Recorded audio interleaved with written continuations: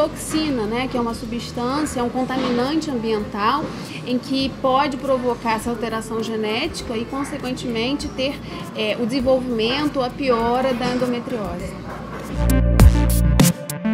Além da dioxina, a gente tem o bisfenol A. O bisfenol A é uma substância para a produção de plástico e a gente tem alguns estudos falando sobre a influência dessa substância para a produção de plástico causar alterações genéticas nas mulheres com endometriose e a piora e a progressão da doença. Então, sempre preferir armazenar esses alimentos em componentes de vidro, né? Perfeito. Por exemplo, Tupperware, botar em Tupperware de vidro em vez de plástico, garrafas de vidro. Perfeito. Eu acho que a gente tem um exemplo aqui, né, das águas, né? Então, que a gente trouxe aqui para poder mostrar para vocês.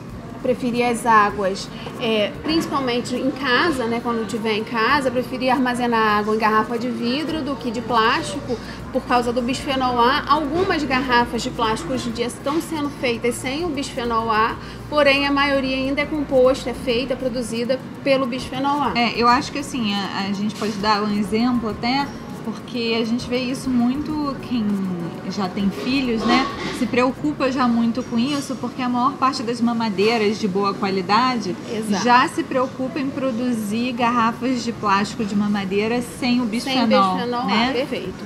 Além disso, é importante lembrar, principalmente quando se esquenta um alimento no recipiente de plástico, essa substância pode passar para esse alimento e aí sim você está em uma grande ingestão desse componente tóxico e um componente que pode prejudicar as mulheres com endometriose. Ainda mais agora que vem verão, né? Às vezes esquecer garrafas de plástico dentro do carro. Exato, perfeito.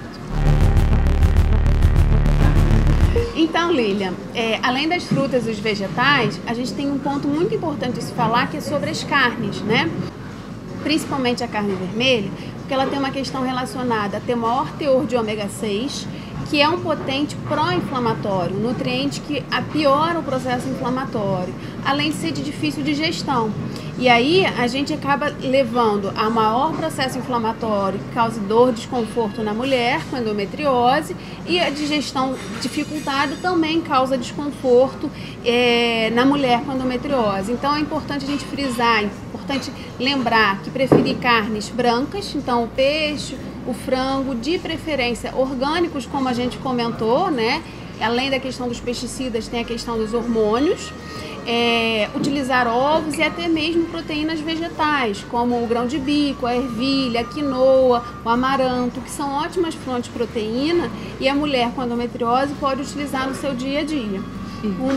Desculpa, Fernanda, mas eu acho que é importante também a gente comentar que o ômega 3, que é rico, né, nesses alimentos como peixe, que você falou, e algumas castanhas, é diferente do ômega 6, né, que é o que a gente está comentando. Exato. Porque o ômega 3, ele é anti-inflamatório e o ômega 6 pró-inflamatório, né? Perfeito. E existe essa diferença entre a carne branca e a carne vermelha. Exato. Não é isso? Perfeito.